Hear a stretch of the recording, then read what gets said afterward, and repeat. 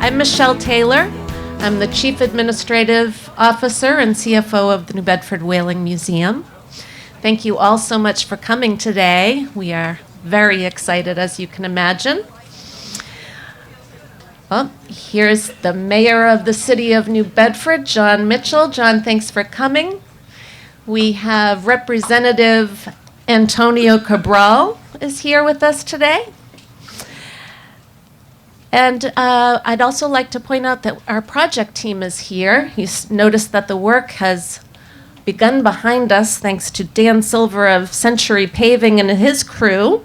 We thought we'd add a little drama to the day. We have project manager Tony DiGiantomaso is here from Page Building Construction. We have Mike Keene from Civitex as the architect.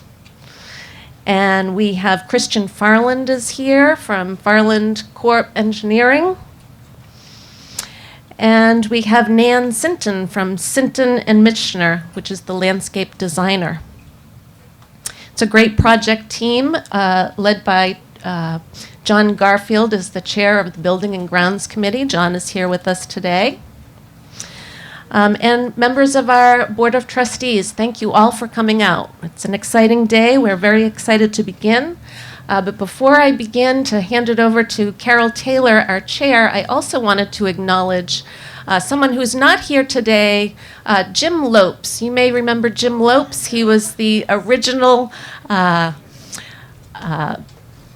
this park was his brainchild. That was in 2011 that this was originally launched, and it was a beautiful park then, and we're hoping that all of you, when it's done, you'll enjoy the larger, more expanded park, and it will make Jim proud of having launched that initial project back in 2011. And he sends his regards. He regretted that he couldn't come today.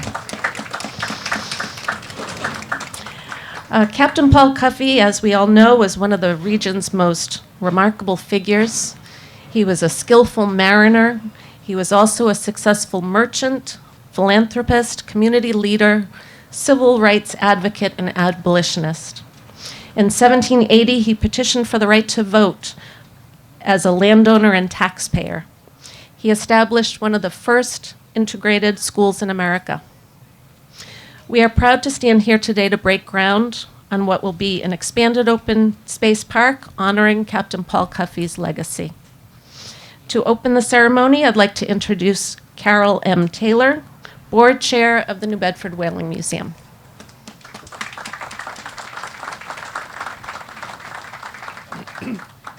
Welcome, everybody, and I hope you're not freezing under the tent while they're all warm out there. So we got the good weather today.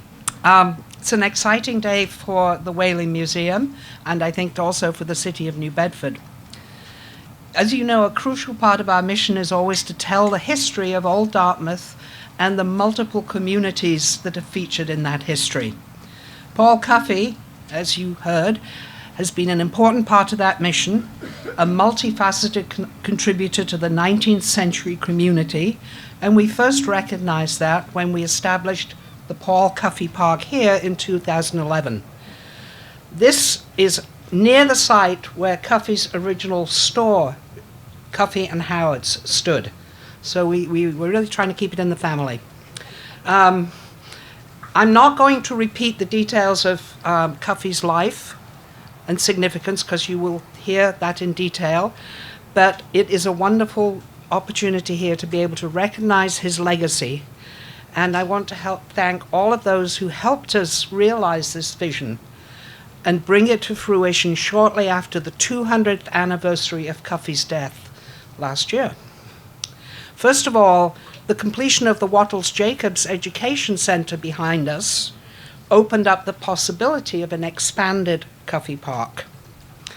The vision of Gurdon Wattles, who is here, as detailed by Nan Sinton and then by the Civitex architects, and thank you Jane Gleason and Michael Keene and the project team, led us to this public space that completes Johnny Cake Hill and complements the Union Street streetscape.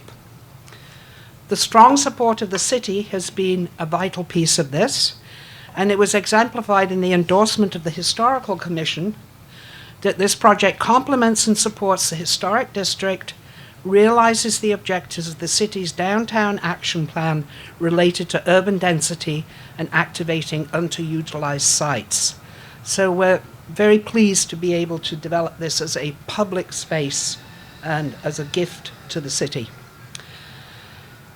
I want to acknowledge also the generosity of the Island Foundation's naming gift for the park. Michael Moore, who is a Whaling Museum trustee, was instrumental in that. And Denise Porcher, who I believe is here, the executive director. Thank you, Denise. So we thank them very much. The generous support also of Nye Lubricants. And I want to thank George Mock, who is somewhere here. Thank you, George.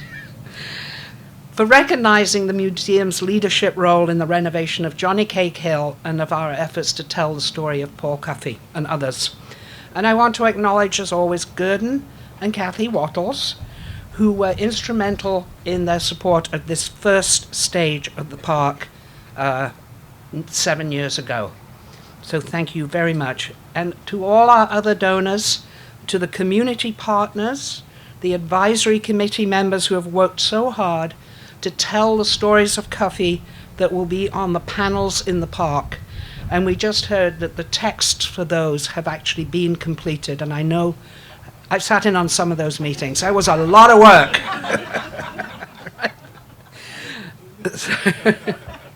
So congratulations, well done. Good. So now I'm delighted to welcome Robert Kelley, who is a long-standing advisory committee partner and a descendant of Paul Cuffe. Thank you.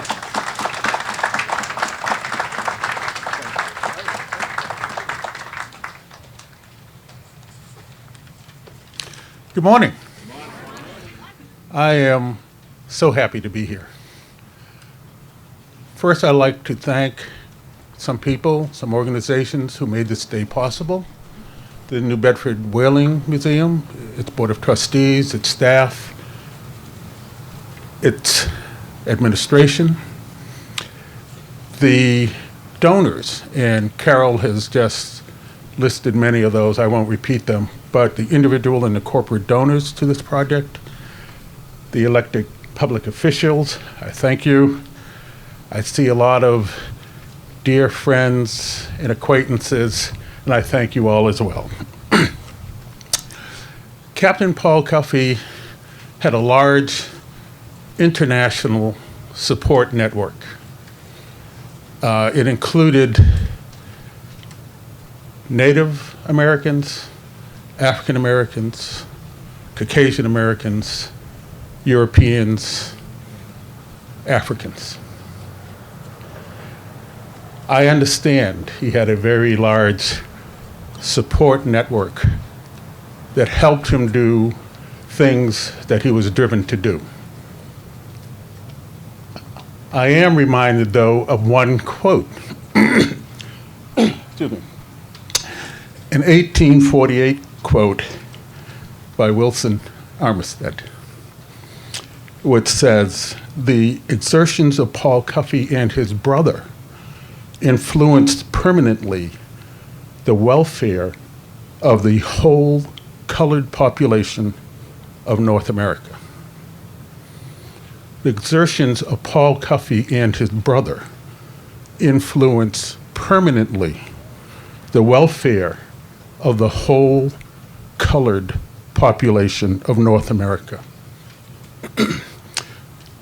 What an astounding statement. How many people can that truthfully be said about? Let alone Captain Paul Cuffe, the son of a freed slave from what is now Ghana, and an indigenous Native American woman who was born in Harwich, Massachusetts.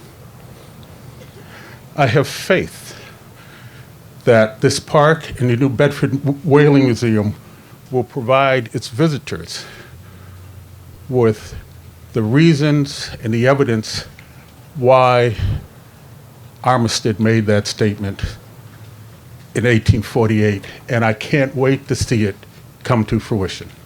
Thank you very much.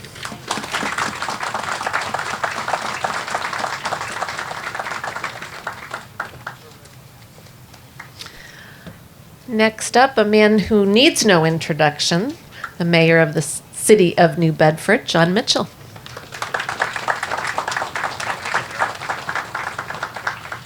All right, at least it's not snowing. Yeah, so in recognition of the cold weather, I'm going to limit my remarks to just 1 hour. So, this is a day we've been waiting for a while, and I'm really excited to be here, as I know all of you are. So, this isn't a new park, although it is important that we revisit why this park, the one that we're sitting and standing in right now, was dedicated. But I just wanted to address, first of all, what I see as an important upgrade in the streetscape on Union Street. I visited a school the other day, the Gyra Swifts Elementary School on Acushnet Avenue in the North End, and the kids had all sorts of great questions for me, and I was asked, well, if you were mayor, what would you do? And I thought, I hadn't confronted the question before, but I said, I think I'd be either an architect or a city planner. I think that's what I would do. And because the longer I've been in this job, the more that I get into these kinds of details. And what excites me about this project is it restores the historic street edge that existed here really since the founding of Bedford Village back in the 18th century. We have Union Street was originally called King's Street, which comes as no surprise, but it was this was the main street of downtown, as it frankly continues to be today. And this project really pays homage to the street edge that had been there for up until really to the 1970s, when the building that was here was lost as a result of the big fire in 1977. So it's exciting to me that we're going to be bringing the museum back out to the edge of the street, and that's what great design is all about. Great urban design. And the park itself, having an elevated platform, will be an interesting place to look down upon Union Street. So I think it's really cool, and I just want that the record to reflect that. I do want to thank everybody who was involved in it. Carol, and your stewardship of the board and of the museum has been fantastic, and we really appreciate that you've been able to move this project along. It's a great compliment to the Waddles Jacobs Gallery Education Center, and to my mind, it really rounds out what's here. And I want to thank all the entire board. Many of you are here today. I see many of you here. Thank you for supporting this project. And I also want to thank everybody who's involved in the design, all the donors, of course. There are way too many to list, but please take note of who they are, because they're listed right there, and at least the most prominent ones are listed right on the display right there. And it's worth noting that these things don't get done without the generosity of others, people who buy into the idea that building a city, supporting prominent anchor institutions like the Whaling Museum is something that city government alone can't do. It's far from it. It's all of us together who work on building our place, and this is our city, and it deserves our best effort to nurture its growth and its continued vitality. So I want to thank all of you for being part of that. And then lastly, I just want to say that honoring Paul Cuffe is really a testament to our truest ideals as a community. When we talk about building community and building a city, we care for the things that we honor, and what we honor here in New Bedford are folks like Paul Cuffe. Now, Paul Cuffe was unique, so there aren't too many people like him in terms of his accomplishments, but his dedication to higher ideals, to tolerance, to egalitarianism, to thinking outside of one's circumstances and acting on those aspirations is so important for us, not just in remembering the past and honoring the past, but in shaping who we want to be in the future. So this is a big part of our identity. He's a big part of our identity. And I want to thank everybody, the descendants, of course, of Paul Cuffe for being here today and for keeping that flame burning. Thanks, everybody.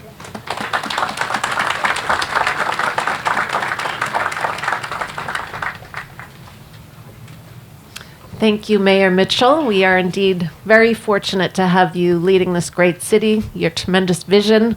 It's really bringing us all right along. Very exciting time. Next up, another champion of the city of New Bedford and indeed the region. Please welcome Representative Tony Cabral.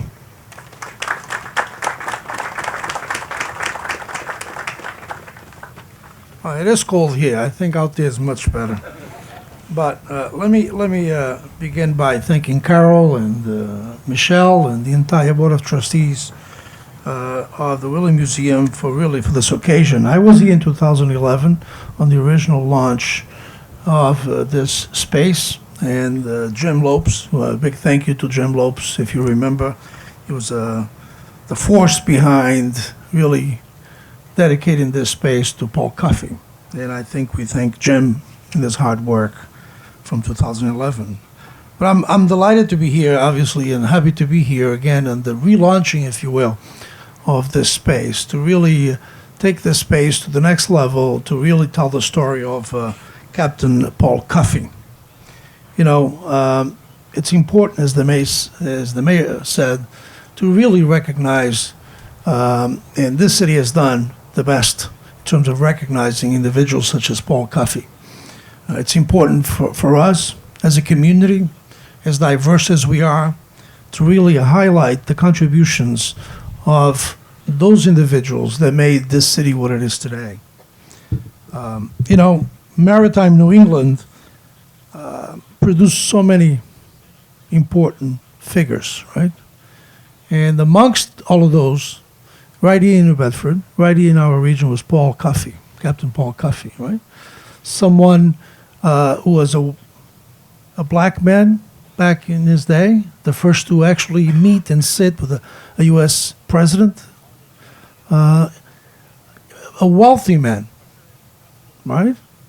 But also had passion and cared about those in this region and in this country. It was his petition to protest taxation in Massachusetts without black men and women the right to vote that really turned the first step about full citizenship in Massachusetts. It was his actions, his passion, his involvement, not only being wealthy, but taking that wealth and applying it to make this place a better place for all of us. You know, so we should be extremely proud.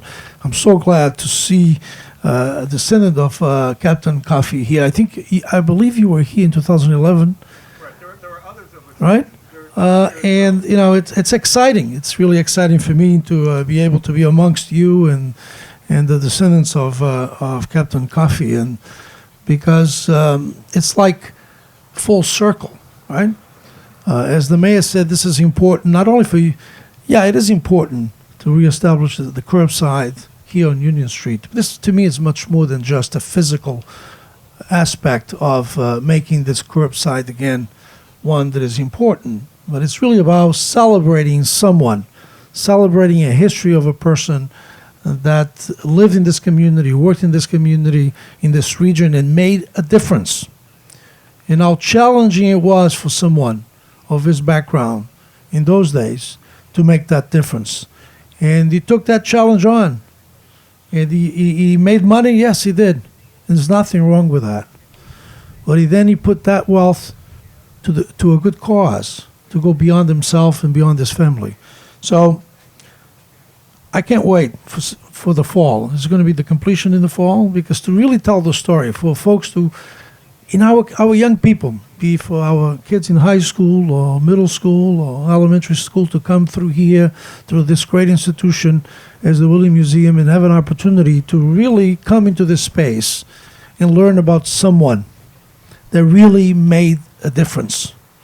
Someone who did well, personally, but made the difference, that really helped turn this community into what it is today, that we all are proud of, to call the city of New Bedford, in the diversity that we have. We all love this place, right? I'm sure if I was to ask for you to put your hand up, everybody would put their hand up.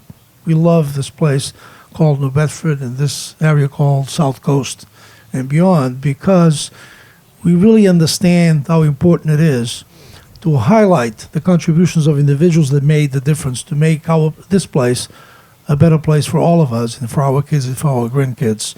And Captain Cuffe was one of those individuals, so I think he deserves this recognition, and I think this will be a history lesson, if you will, for all of us and for our future generations in this city, that diversity is our strength. Thank you very much.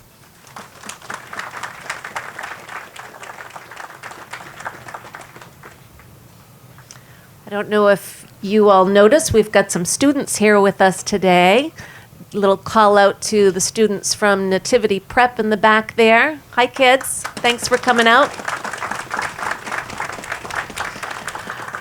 Okay, next up we have Dr. Akia Bernard. She is our curator of social history. Dr. Bernard.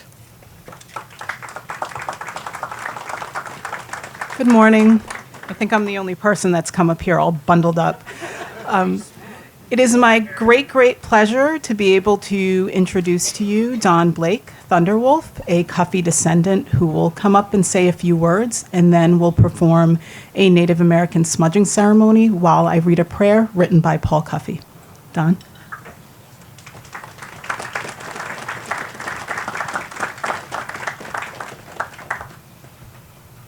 Good morning, everyone. Thank you for coming. Please ignore the glasses. I have to wear them I have sight problems. But I want to tell you, I'm very, very proud, not only of my heritage, but I also want to thank and be proud of the fact that the Whaling Museum and the people in the Bedford area have stepped up and have shown that this isn't Hollywood. Okay? The whaling industry wasn't Hollywood. You know, we had people of color.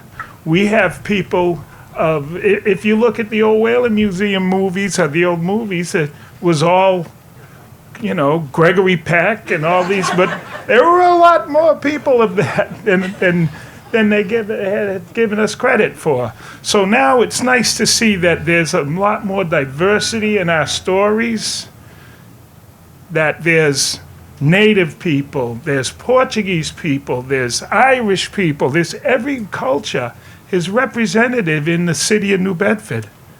And for people that have said in the past, New Bedford, I'm from here. I'm proud to say I'm from New Bedford.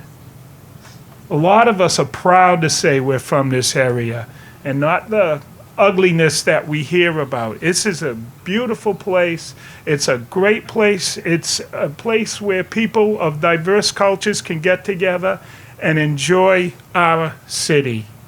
And I really want to thank the opportunity to smudge the ground here. I did some of it yesterday because it's a lot more area to do than just this little bit. So with that, I'd like to get started on that. Thank you very much for coming, and thank you, everybody else who's showed up today.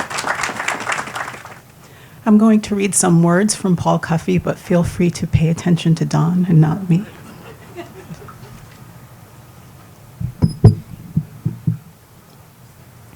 Merciful Father, I humbly beseech thee that thou wilt be pleased to enlighten my understanding, that my mind may no longer be in doubt, also all who have called on thy name, that they may be favored with the influence of thy Holy Spirit, to see and understand the knowledge, the true light. As a query was put to me by two Methodist preachers, whether I understood English, I answered there was a part I did not understand, that many persons who profess being enlightened with the true light, yet had not seen the evil of one brother professor making merchandise of and holding his brother in bondage. This has often felt very trying to me, and in much love, I beg leave to lay my request before the beloved United Society assembled for the Methodist Conference in the city of New York, that they, through the divine assistance, may be enabled to clear this stumbling block and lighten the load that lays heavy on one who wishes well to all mankind. Paul Cuffe.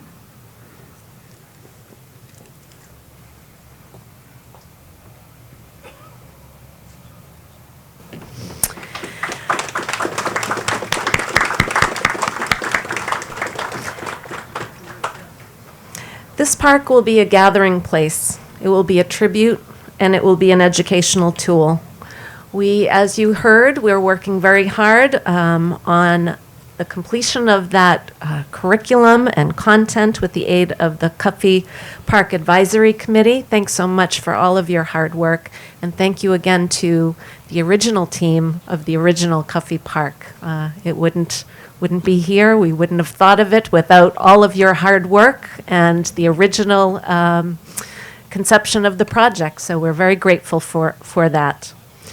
The themes of the park that they've been working on: Cuffe's African and Native American ancestry, Cuffe's descendants, his life, his work, his achievements, and the relationship with other prominent New Bedford and Westport residents. We look forward to celebrating this legacy, and thank you all for joining us. We look forward to having you all back for the ribbon cutting come this fall. We'll celebrate again. Deja vu. So now let's break ground.